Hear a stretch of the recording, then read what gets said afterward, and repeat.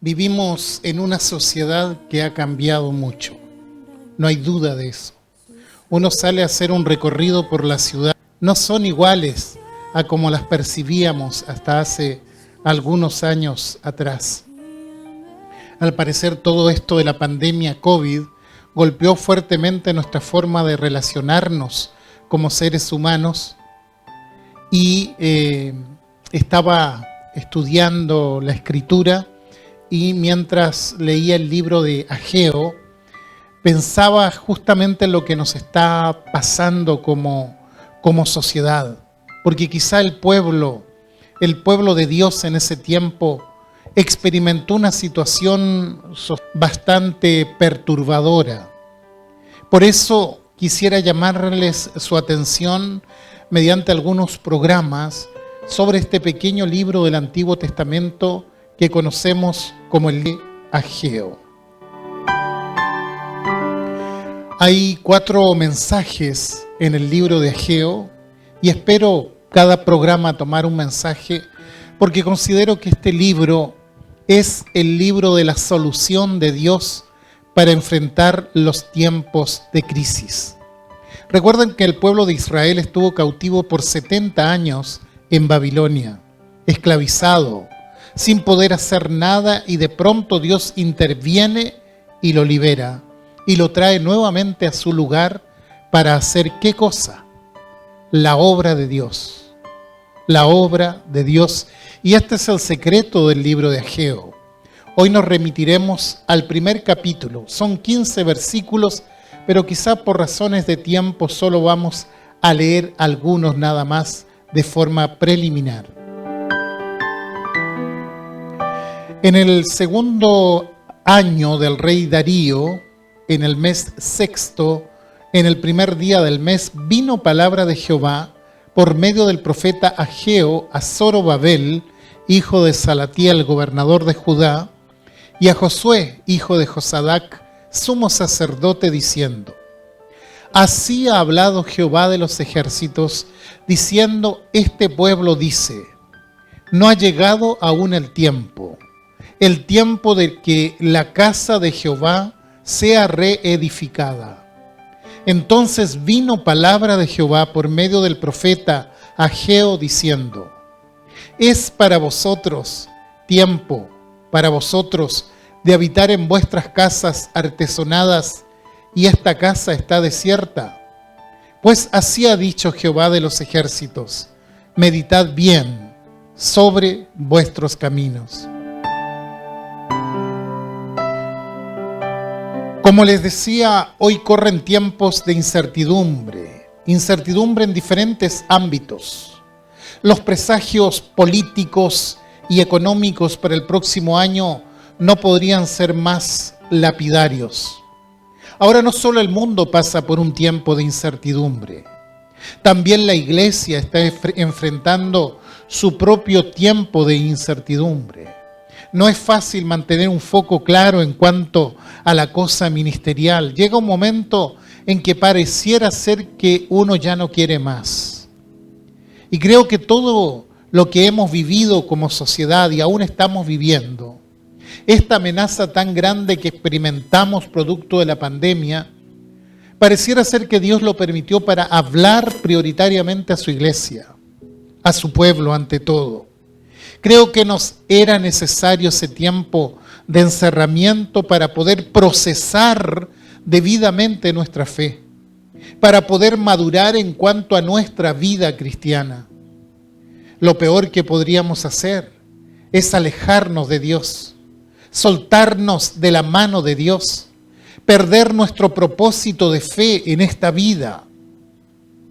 El profeta Jeremías analiza esta situación y lo explica de una manera lapidaria cuando dice: porque 2 males ha hecho mi pueblo. Me dejaron a mí fuente de agua viva y cavaron para sí cisternas rotas que no retienen agua. Me dejaron a mí, dice el Señor.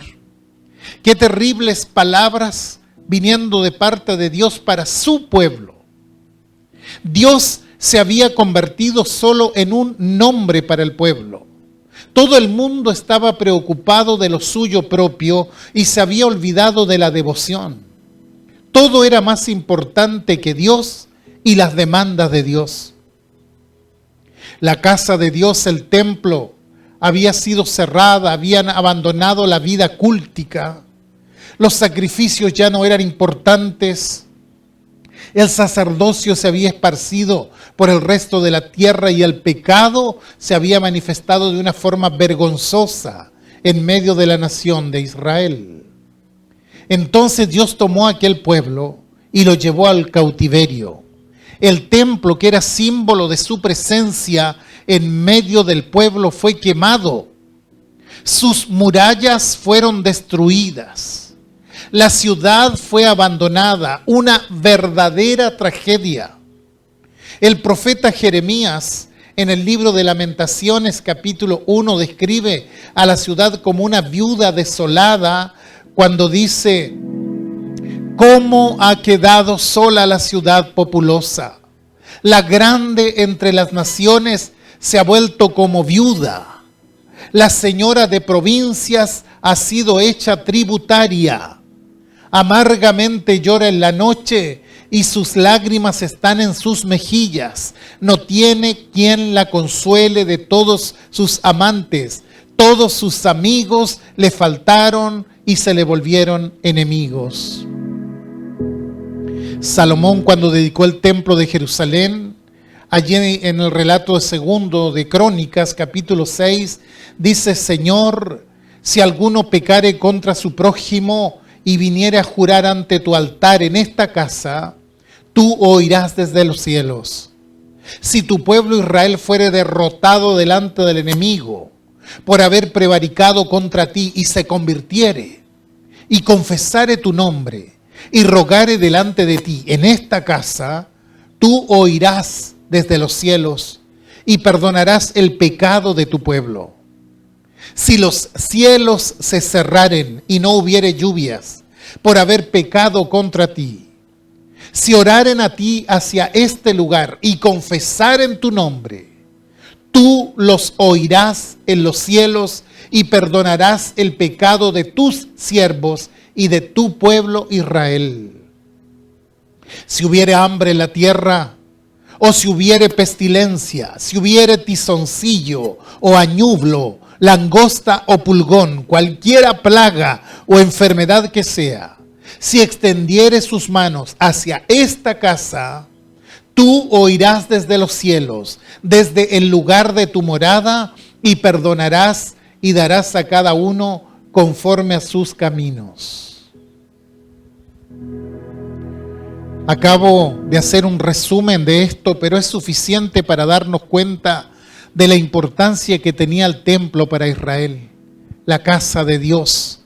Pero ¿qué pasó? Que ahora el templo ya no estaba, de modo que ya no podían fiarse de asuntos externos.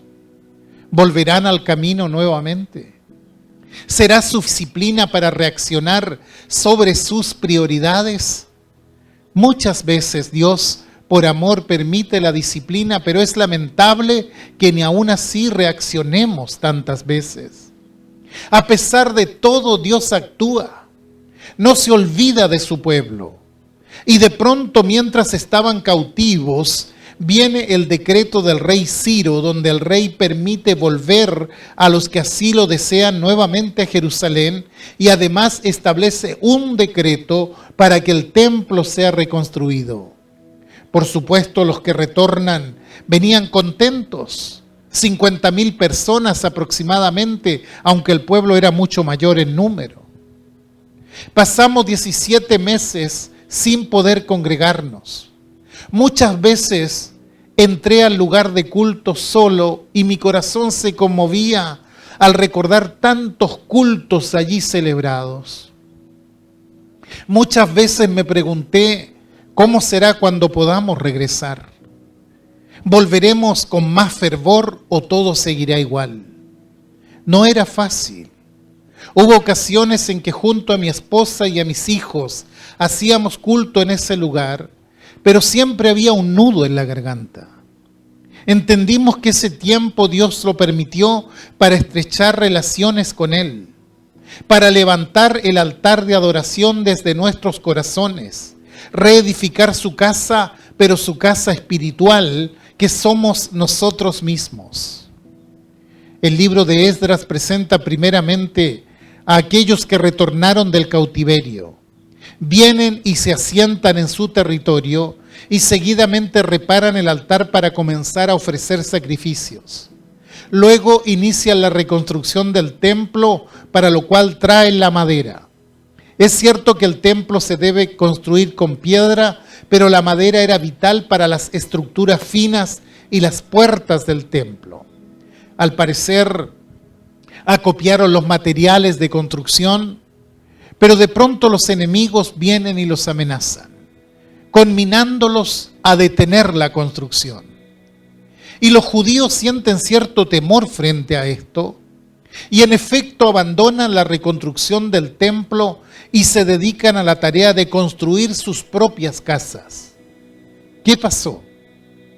Que el pueblo se acomodó a la nueva circunstancia, se acomodó a la nueva situación y su reacción fue muy sencilla.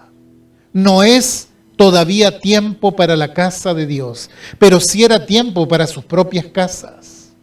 Abandonaron la construcción del templo y empezaron a construir sus propias casas. Ya hace más de un año desde que nos estamos congregando nuevamente, pero saben, no he visto el fervor, no he visto el compromiso.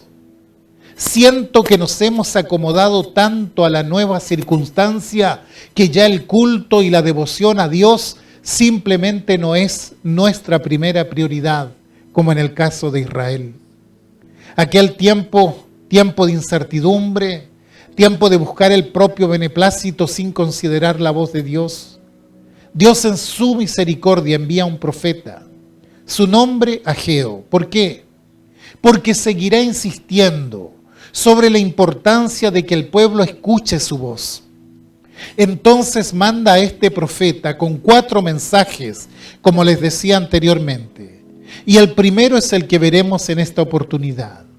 Este mensaje dice algo como: gente de Jerusalén, detengan la construcción de sus propias casas y comiencen a reconstruir el templo de Jehová.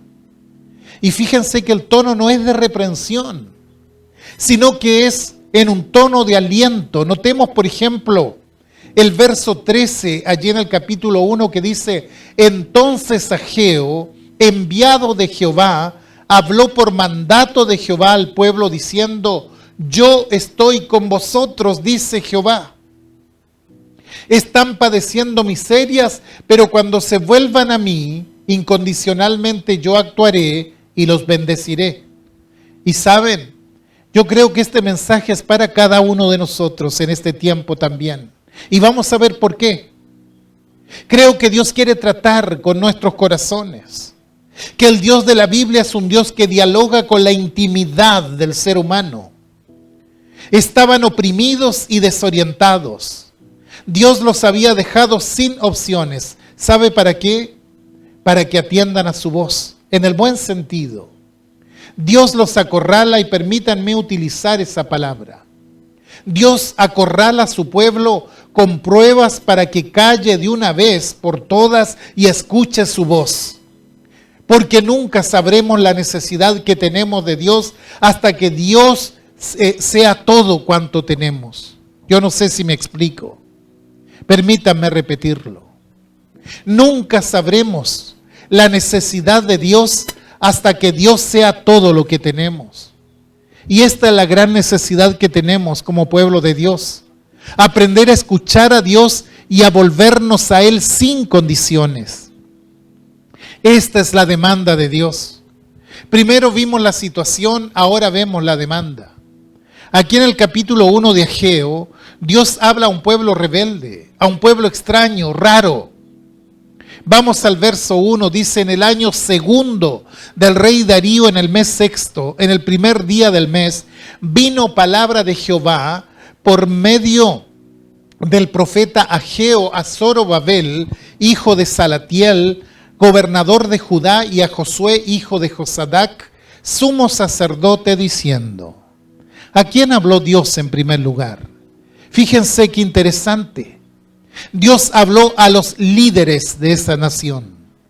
Por cierto, va a llamar a todo el pueblo, pero primeramente va a tratar con el liderazgo, porque Dios tiene un orden y Dios respeta el orden. Dicho sea de paso, creo que no hay peor desgracia en una iglesia que la congregación vaya por un lado y el liderazgo vaya por el otro. Dios está llamando a todos y está diciendo: basta ya de propósitos, de proyectos, de acciones humanas. Escúchenme todos. Yo soy el Dios de la Biblia. Yo soy el Dios de la gloria, el Dios omnipotente que la iglesia necesita. Yo no sé qué le pasa a usted cuando escucha esto, pero mientras estudiaba esto tuve que hacer un alto y agachar mi cabeza. ¿Por qué? Porque Dios estaba hablando a mi vida a través de esa palabra. Basta. Basta, Sergio. Basta de ideas. Basta de proyectos de hombre. Escúchame y atiéndeme. Soy yo, no eres tú. Ahora llama a los líderes y llama a toda la congregación a un reencuentro conmigo. Dios hablaba por medio del profeta y todo el pueblo estaba escuchando. Parecía muy extraño lo que pedía, porque resulta que todos tenemos muchas cosas por hacer.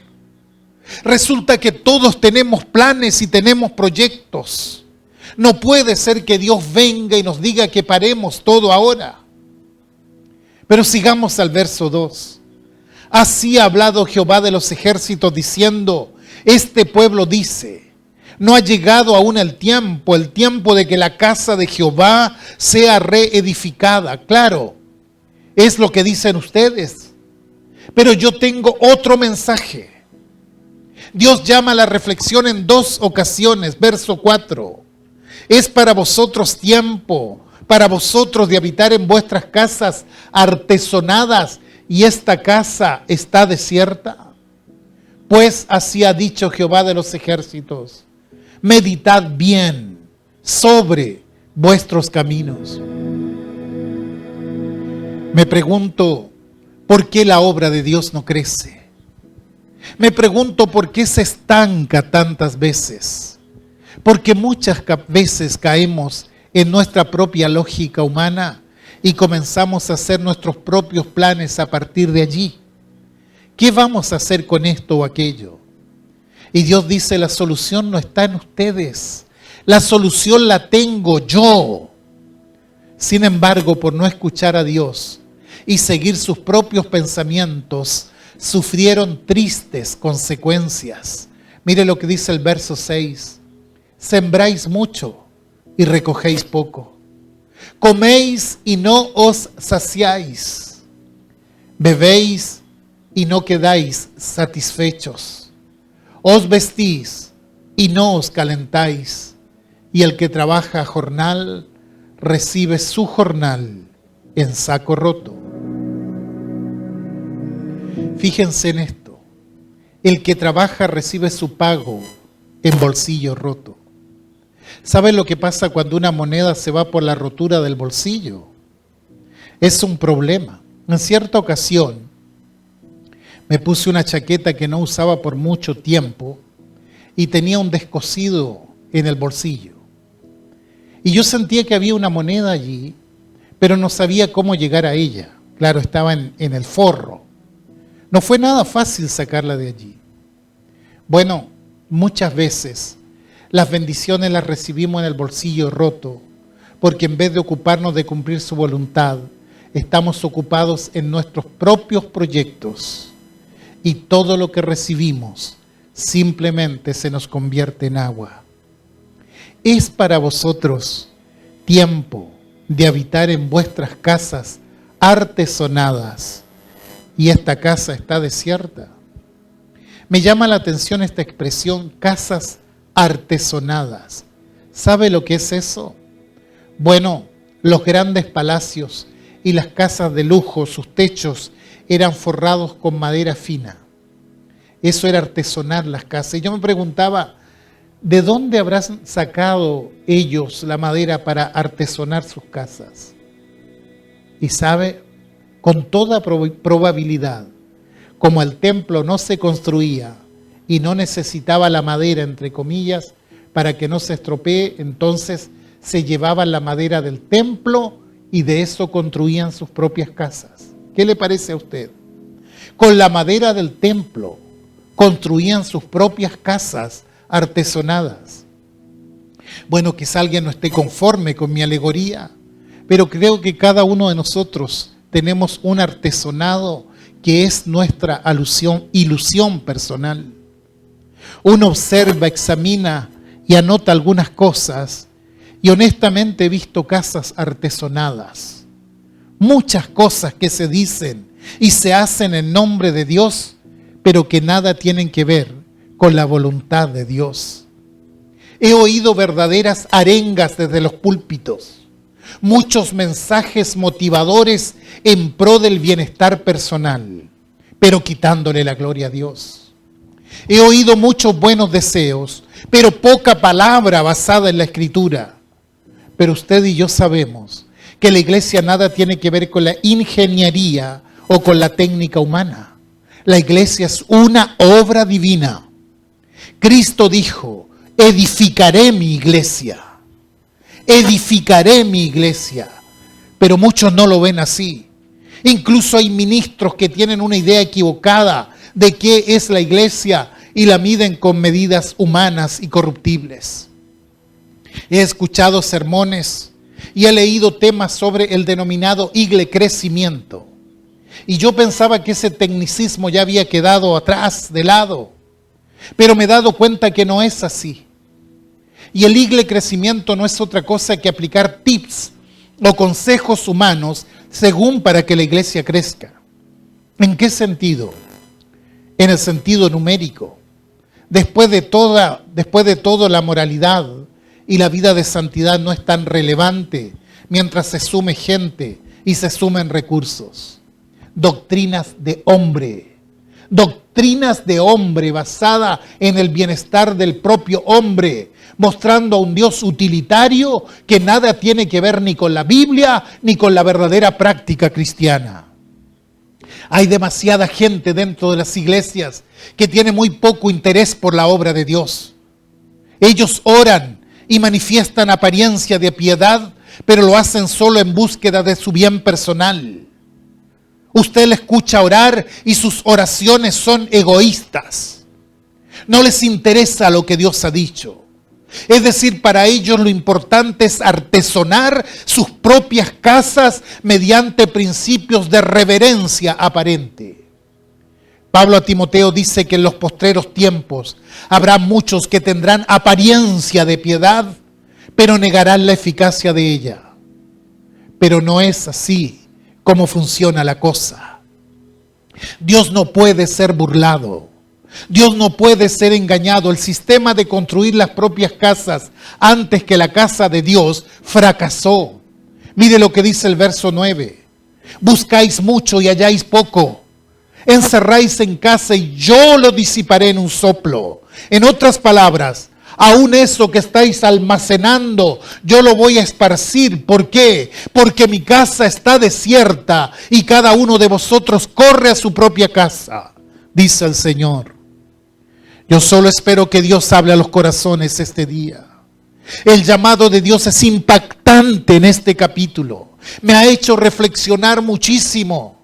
Cerrar mis ojos muchas veces y decir, Señor, tienes razón, yo soy uno de los responsables de esta situación. Y entonces Dios trae una demanda definitiva. La tenemos ahí en el verso 8. Subid al monte y traed madera y reedificad la casa y pondré en ella mi voluntad y seré glorificado, ha dicho Jehová. En otras palabras, y me complaceré en ella y seré glorificado. Subid al monte. Subid al monte. Es tiempo de dejar nuestras casas artesonadas, dejar nuestros proyectos meramente humanos y subir al monte. Puede parecernos una tarea dificultosa, pero es muy necesaria. Es Dios quien nos dice, sube al monte. ¿Para qué? Para tomar de lo que es mío. Para tomar la madera y reconstruir a partir de lo mío la casa de Dios. Dios nos permitirá reedificar su casa en la medida que traigamos las maderas de lo alto. En lo natural, soy una persona que me agrada mucho el monte, literalmente hablando. El valle como que me desanima un poco. Aquí en nuestra ciudad donde vivimos actualmente, tenemos algunos cerritos pequeños y se pueden apreciar. Cuando vivíamos en San Fernando, teníamos la cordillera relativamente cerca y recuerdo haber ido con algunos jóvenes valientes a subir esas montañas. Y saben, la vista desde el monte no es igual que la vista desde el valle. Porque cuando usted está arriba se ve todo pequeño abajo. Aquellas cosas que desde el valle se ven grandes, gigantescas, desde el cerro usted las mira y las ve pequeñas. ¿Saben? Es igual cuando subimos al monte de Dios. Allí Dios nos muestra un panorama totalmente distinto. Allí Dios nos revela el rema de su palabra. Allí el Señor nos revela sus planes y nos dice, hijo, mi obra tiene que ser así. Y Él es quien conduce nuestros pasos. Por eso permítanme insistir en esto. Es hora de ceder nuestros proyectos personales para encargarnos de lo que el Señor nos demanda. Subir al monte de Dios y preguntarle a Dios en el silencio del alma, Señor, ¿qué quieres que yo haga?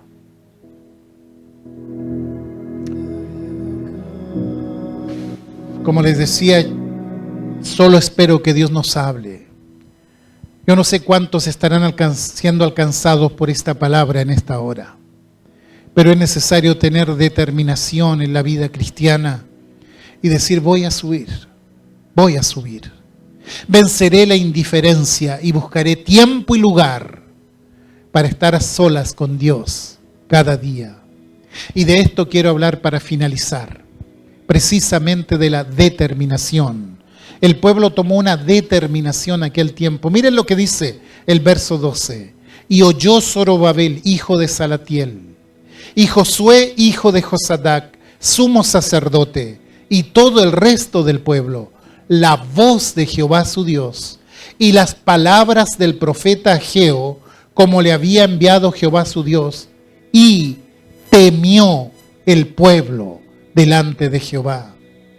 Zorobabel era el líder del gobierno civil. Josué era el líder del servicio religioso. Y con ellos todo el resto del pueblo oyeron la voz de Dios. Es decir, Dios fue escuchado. Entonces el liderazgo juntó al pueblo y subieron al monte conforme a las palabras enviadas por Ageo y se dio paso a una tremenda disposición al compromiso y al servicio. Y temió el pueblo delante de Jehová.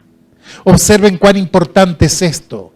Todos ellos subieron para encontrarse con Dios. Todos ellos subieron al monte y Dios se manifestó tal como Él es. Sí, porque necesitamos contemplar al Dios de la Biblia, no al Dios de la teología. Necesitamos ver al Dios que actúa, al Dios que conduce, al Dios que abre puertas, al Dios que hace caminar en el desierto y aún así no permite que se gasten nuestros zapatos. Necesitamos ver al Dios de los milagros, al Dios de la omnipotencia, al Dios que dice, yo haré. Para ello es necesario subir al monte, acceder a hacerlo. Aquí está el gran secreto. Aquí está también la bendición. Dios llama a los líderes y al pueblo, y permítanme decirles en palabras del Nuevo Testamento, dice el Señor, he aquí estoy a la puerta y llamo. Y si alguno oye mi voz y abre la puerta, entraré a él, cenaré con él y él conmigo. Aquí no está haciendo una invitación a salvación, está haciendo una invitación a la restitución de la comunión con Cristo. Está haciendo una invitación a la intimidad con Cristo. Ustedes dicen que están bien, le dice el Señor a la iglesia de la Odisea, una iglesia grande, una iglesia poderosa. Ustedes dicen que no tienen necesidad de nada. Pero a mí me parece, dice el Señor, que eres un pobre por las fuerzas con las que te manejas. Porque esas fuerzas son tuyas, no son mías. Eres un ciego porque no ves. Y eres un desventurado porque no has corrido delante de mi presencia a buscar lo que necesitas de verdad. ¿Habrá alguien en este día que diga, sí, Señor, yo quiero ser útil para tu gloria? Dispuesto estoy a subir al monte de la comunión y traer madera para reconstruir el templo de tu presencia en mi vida. Si es así, la bendición de Dios es clara. Mire lo que dice la última parte del versículo 13.